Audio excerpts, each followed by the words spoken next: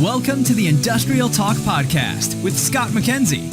Scott is a passionate industry professional dedicated to transferring cutting-edge, industry-focused innovations and trends while highlighting the men and women who keep the world moving.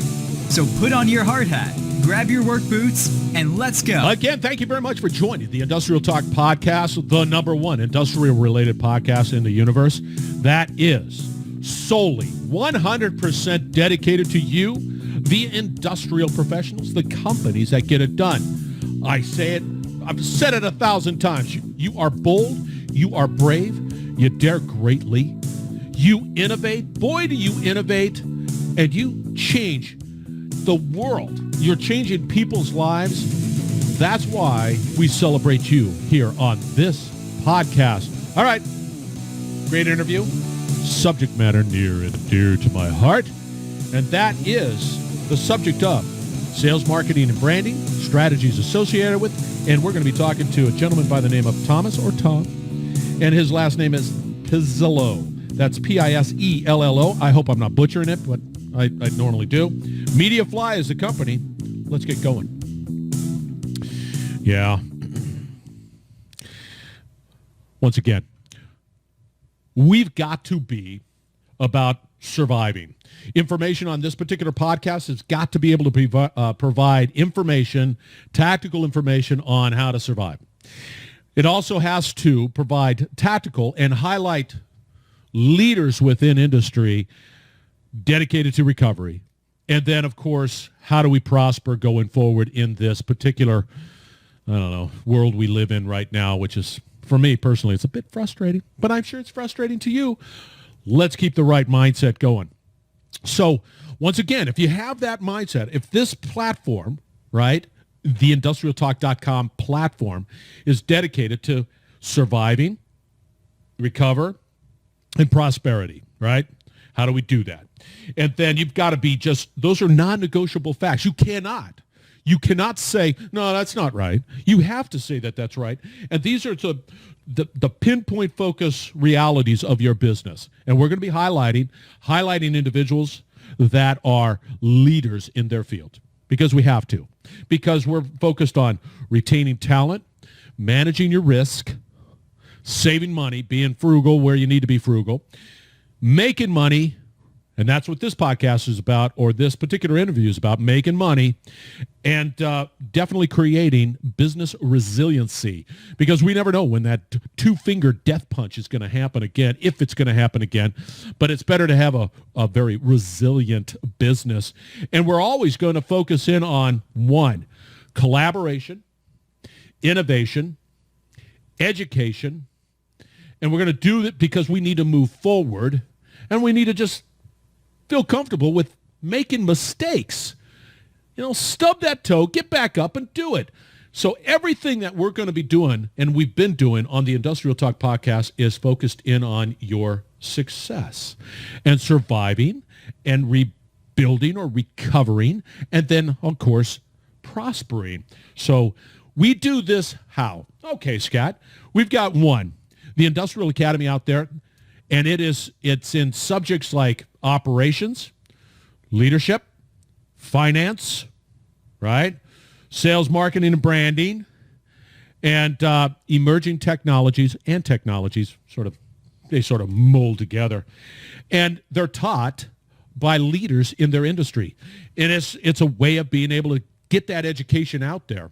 And it is also a platform that we offer to community colleges, as well as technical colleges, as well as organizations that, would benefit from the education. So that's what that's all about. We're all into the collaboration. We're all into the innovation, and we're leveraging technology where we can.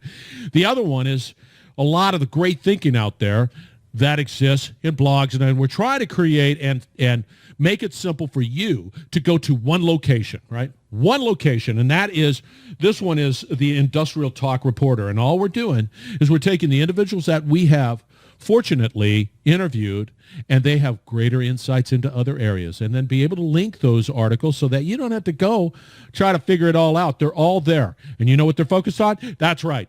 Sales, operations, technology, the same thing that you have to be just pinpoint focus on each and every day. And I'll just tell you right now, if you're not, if you're doing something else, if you're pushing paper around and you think like you're being busy, you're not. That's BS. Get back into the game because we need you. We need your company. We need you. We need to. You're the lifeline of getting us through this challenging, very, very, very challenging time. So get back at it. Do not lollygag. IndustrialTalk.com is the location for all of that. All right. Mediafly is the company, and it provides a platform specifically for sales material. This gentleman, Thomas, please forgive me, Thomas, if I do a lousy job. Pisello he calls himself the ROI guy, which I like it.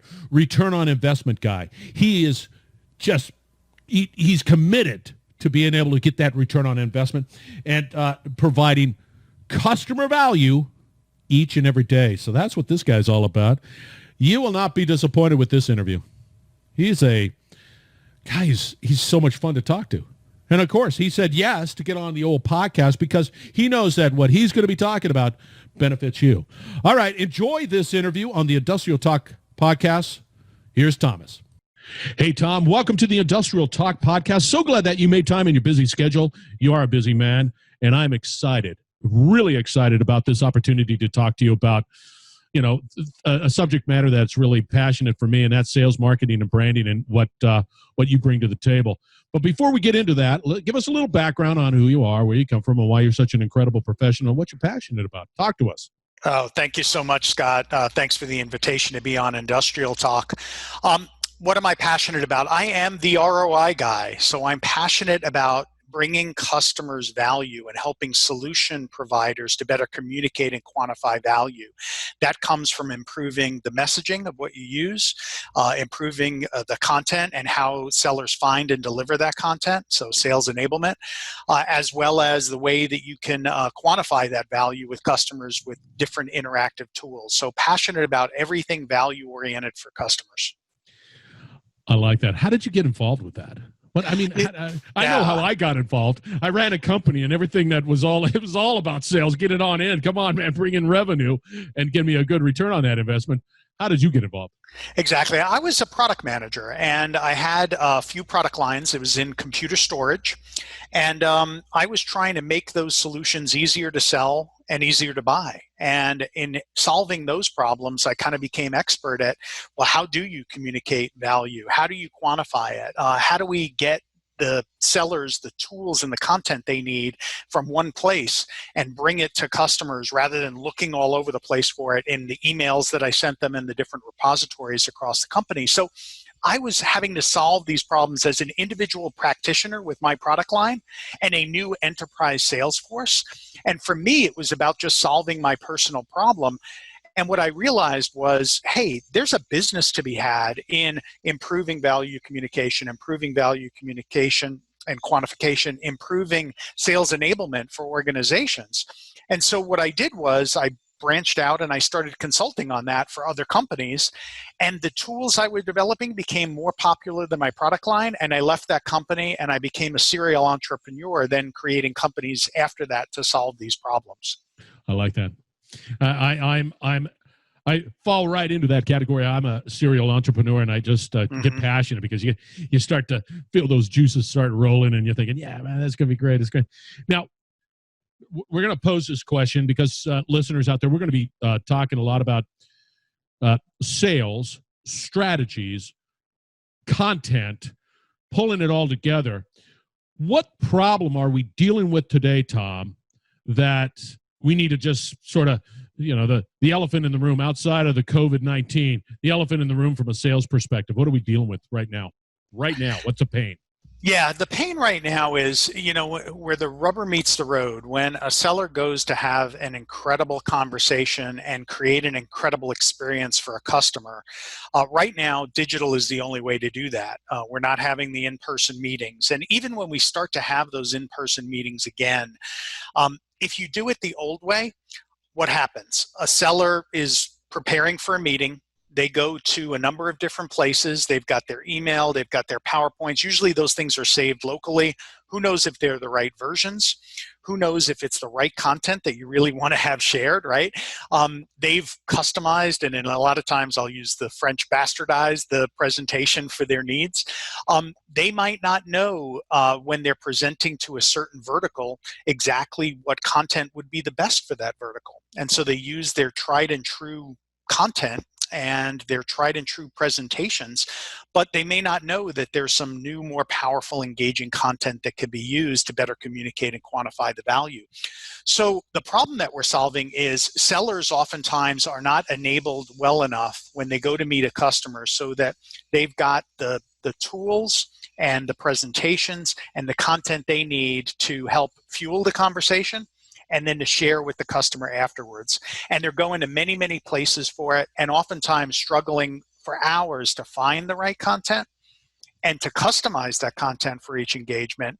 And from a marketing standpoint, they're often using off-brand, out-of-compliance content that they really shouldn't be using. It sounds like, see, you're right. And where does the CRM fit in all this? Yeah, so CRM is good for tracking, what you're doing in a particular account and what you're doing with particular opportunities, so that you can do forecasting, you can do contact management, and you can know kind of what the sales force is up to, and as a single source of truth around accounts and opportunities. You can think of the challenge that we're helping to solve is beyond that. There's also content that needs to be shared and used with clients. And what is content? A lot of times it's presentations, it's brochures, it's videos, it's case studies, it's infographics.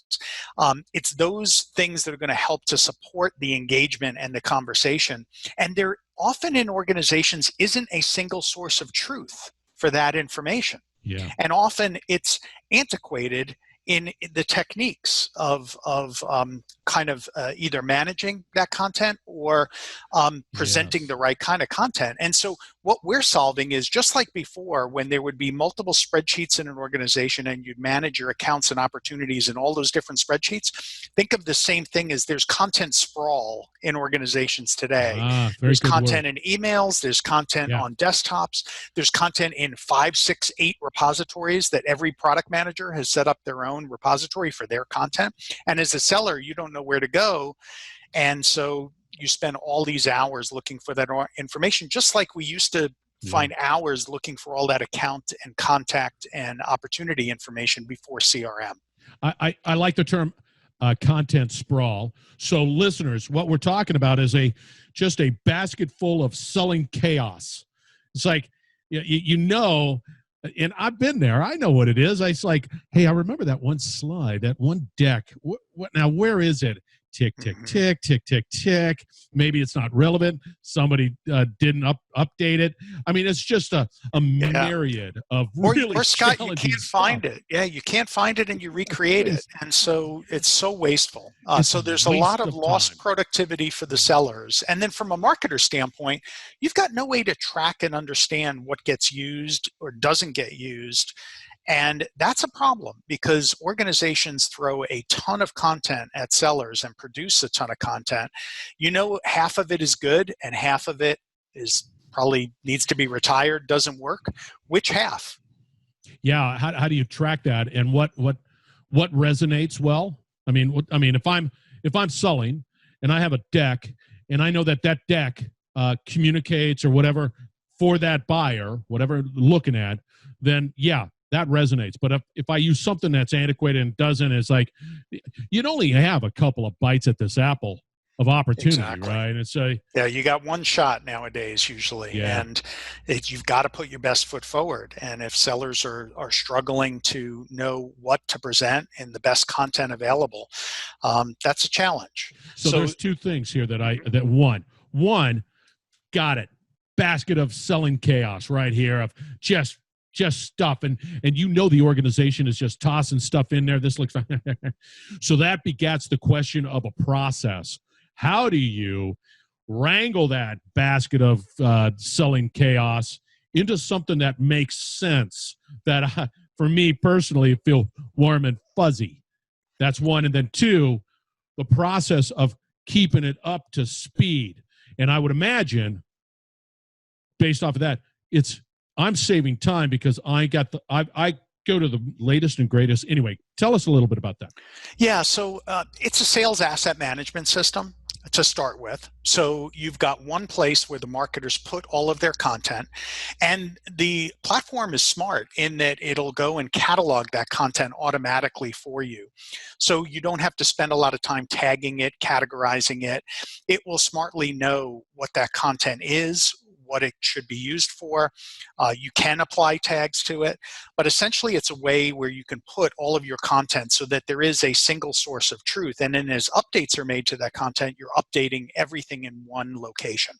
So you've got now a single repository of the truth for the sales organization to access.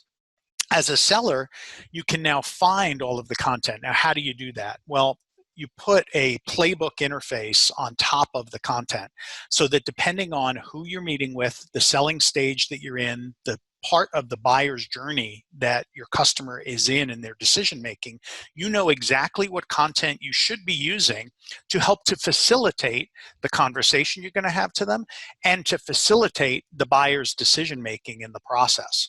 Okay, So before you go, so what I have is a database. Let's just say a database of the documents, the contents, and they're all being automatically categorized and put into their little buckets that they need. So it's organized. So there it is.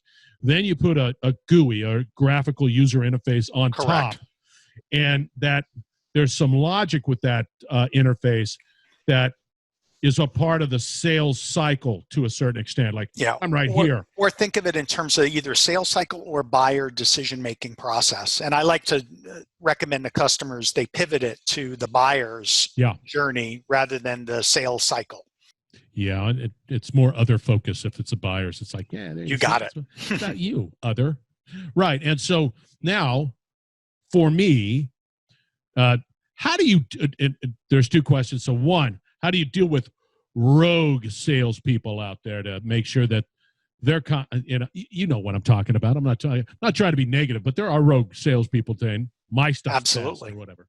How do you do with that? And so they can still have derivatives of the content, because we know that salespeople like to customize and personalize content for their situation.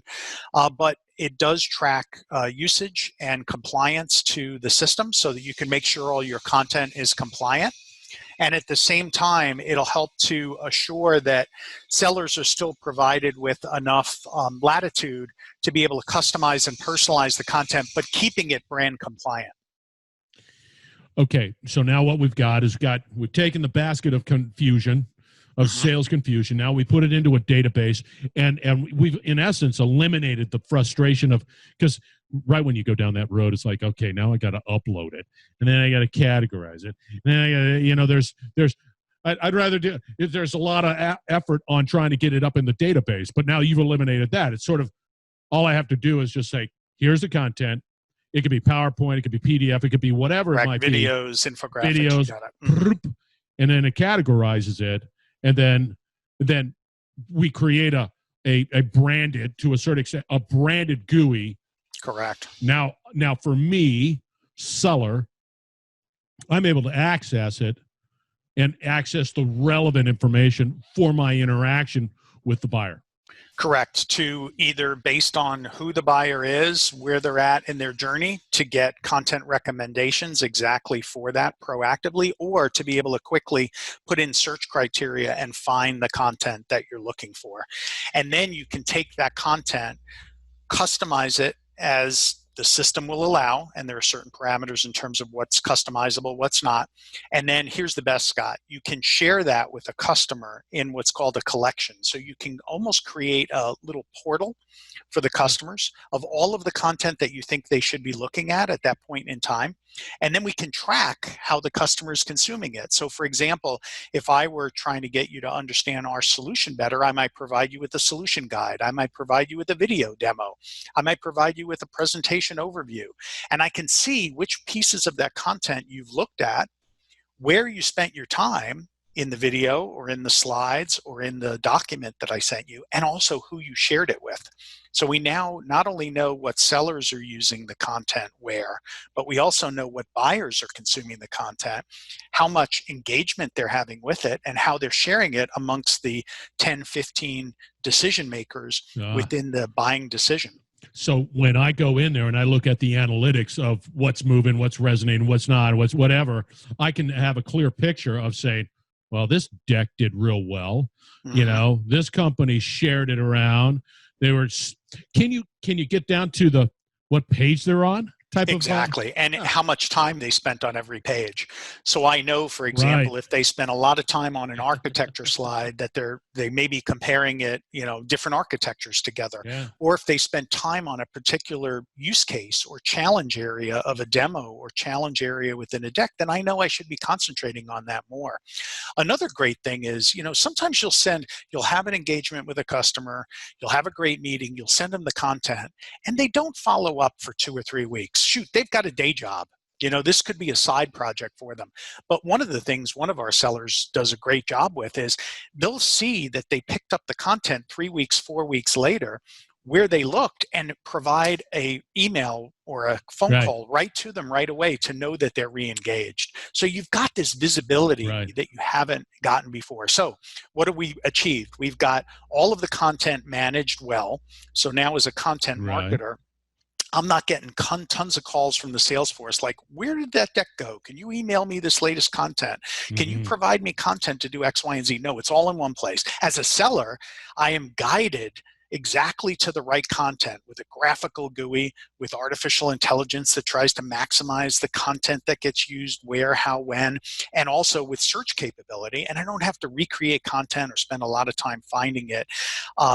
And then we've got this other visibility, which is engagement visibility. So now I'm smart about knowing exactly what content is engaging, not engaging, where I should be spending my money on developing the right content, where I should be retiring pieces of content so that it just doesn't keep building up into this pile of chaos. Yeah, see, I was going to ask that question because we're great at that, It's almost like content marketers and product marketers. Believe me, I was one of them. It's almost like we got paid by the pound for the amount of content that gets produced. Because the intellectual capital that went into trying to produce that doggone thing, you don't want to just throw it out. It is exactly. I worked hard on that thing. It could be just like trying to sell a Model T or whatever, but you don't want to get rid of it because of all. It's just like I put my soul into that particular content. Oh, yeah, exactly. And then think about every product line. There are a lot of industrial companies that you work with, Scott, that have lots of SKUs in their product line. There's lots of product lines. There's lots of products and variations in them.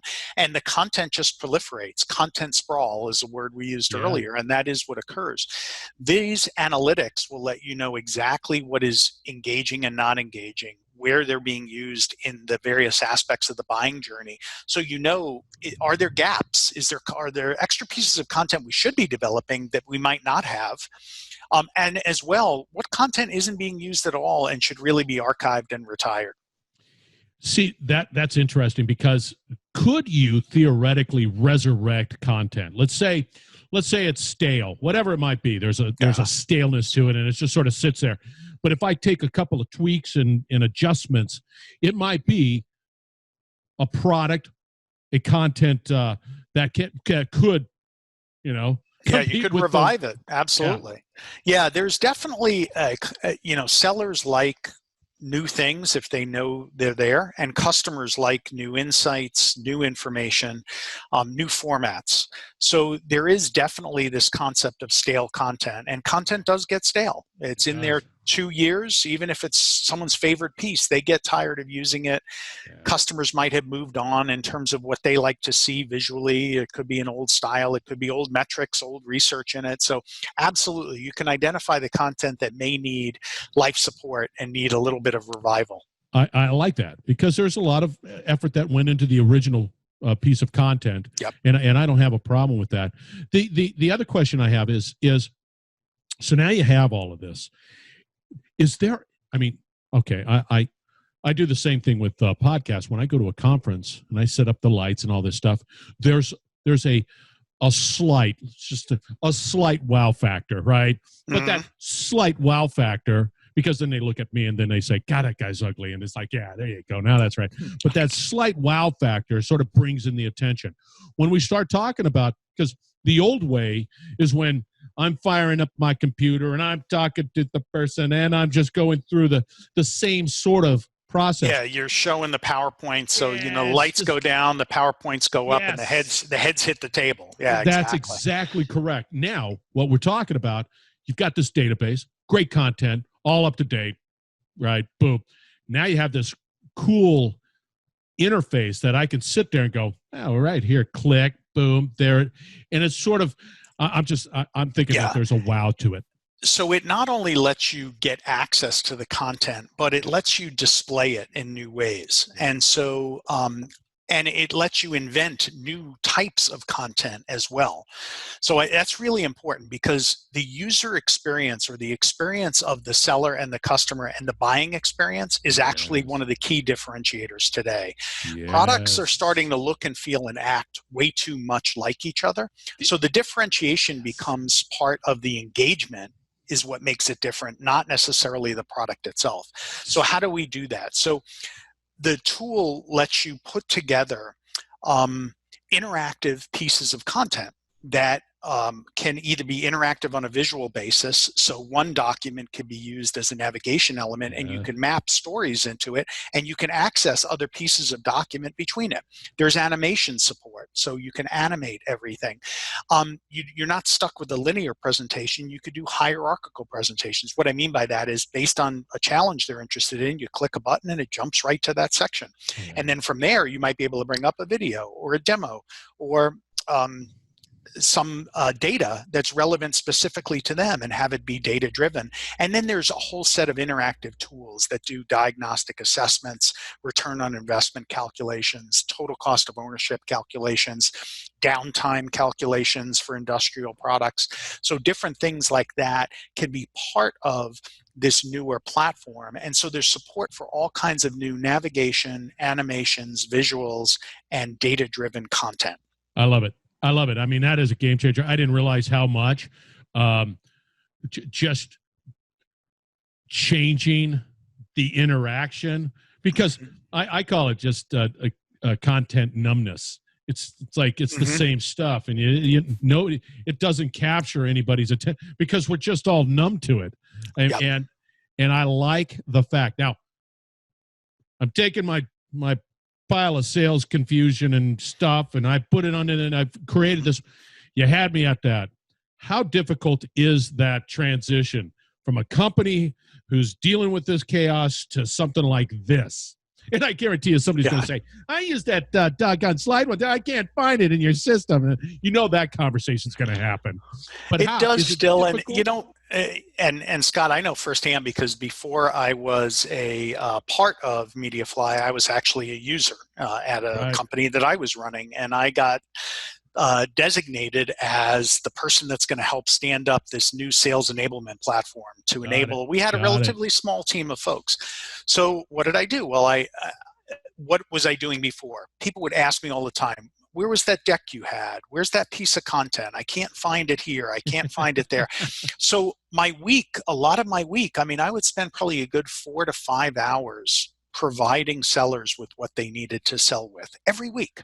Yeah. And so, was it a project to get loaded? Yeah, I had to go and find the right versions of the content. In a lot of times, I rethought that content. I broke up big presentation decks into what I call vignettes, like little stories. And I put those stories up in the repository. And then I put all of the collateral we had up in the repository. And then I put case studies up in the repository.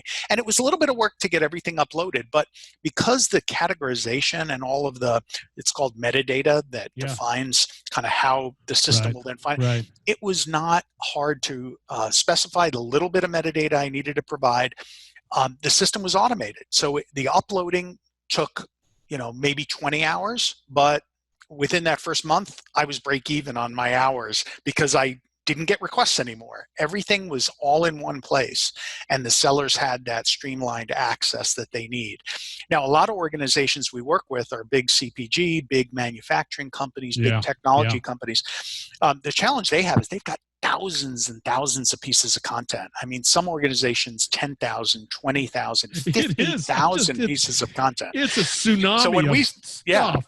When we say sprawl, we mean sprawl. Yeah, we do, baby. So as part of the process, there is a reconciliation of content that I think occurs as you're going from these multiple repositories down to maybe one, or you're upgrading that. We do recommend that you reconcile that content while you're doing it, trying to retire what you can, and rethink it in terms of this buyer journey perspective. Yeah, you're going to have to scrub it. I mean, if you're going through this effort to do this, which I highly recommend. It's almost like when you're moving a house, right? It's a great time to purge. And so, it is. And you're still going to move a lot, and you're probably still going to move more than what you need. Right. But, if you haven't used that content or you haven't opened that bin in the 10 years you've been at the house, give a cursory check to it. Nothing in there that's valuable. All right, put it by the curb, donate it. Right. You're absolutely spot on. We're going to have to wrap this up. I feel so bad. Now, are you active out there? Because I love this type of conversation. I see tremendous value here.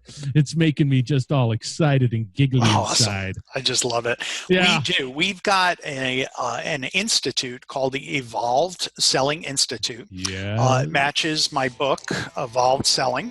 If you're out there on video, he's holding up the book. Yeah, absolutely. So there's a whole book. There's a whole methodology. There's tools. There's a community. There's podcasts. There's articles. We produce about 2 podcasts a week, 2 or 3 articles a week get published. And it's a great resource guide of how to get things like sales enablement, sales asset management, value selling, content marketing right in this new era.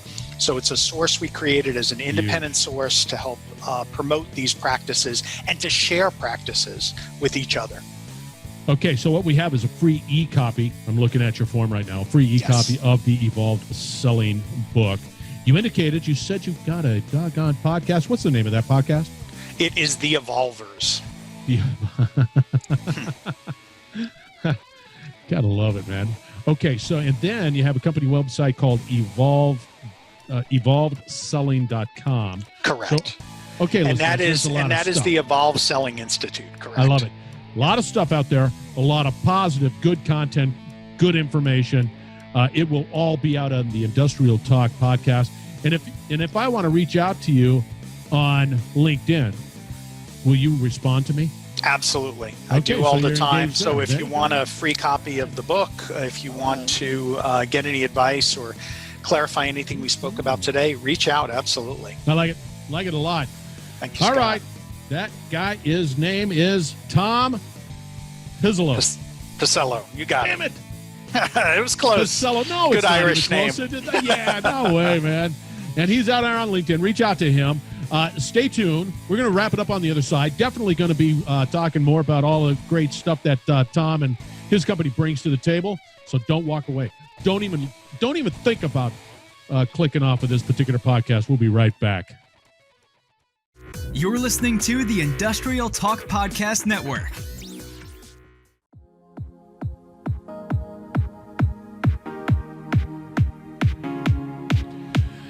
All right. Thank you very much again for joining the Industrial Talk podcast. 2 words. That's Thomas Pisello. And he's with Mediafly. I'm telling you, just go out to mediafly.com. Check out that tech. It is going to make your sales, marketing, your branding, all of that effort a real big success. Thank you, Tom, for joining. I really appreciate it. Now, if you're out on the thing, look at my Heroes of Manufacturing shirt. Go out to Heroes of Manufacturing. That's where we celebrate the women and men of manufacturing, because I'm telling you right now, they make your life better. I'm telling you right now, they make your life better. They make my life better. Worthy of celebration. All right. Go out there. Cool shirt, by the way. All right. We've got to be about surviving, recovery, and, of course, prospering. You got to, everything that you're doing today has got to sort of fall into that category. That's at the very top. And then you got to ask the question, how do I retain my talent? How do I manage risk? How do I save money? How do I make money? And how do I do it with make sure that we are resilient? All the way at the top. Everything goes right back up there. We're here at industrialtalk.com to help you do that. Reach out. I'm here to help. I want you to be successful. Big heart right here, top to bottom. Thank you very much for joining the Industrial Talk Podcast. Absolute honor. Be bold, be brave, dare greatly, change the world. We will be back with another great interview shortly.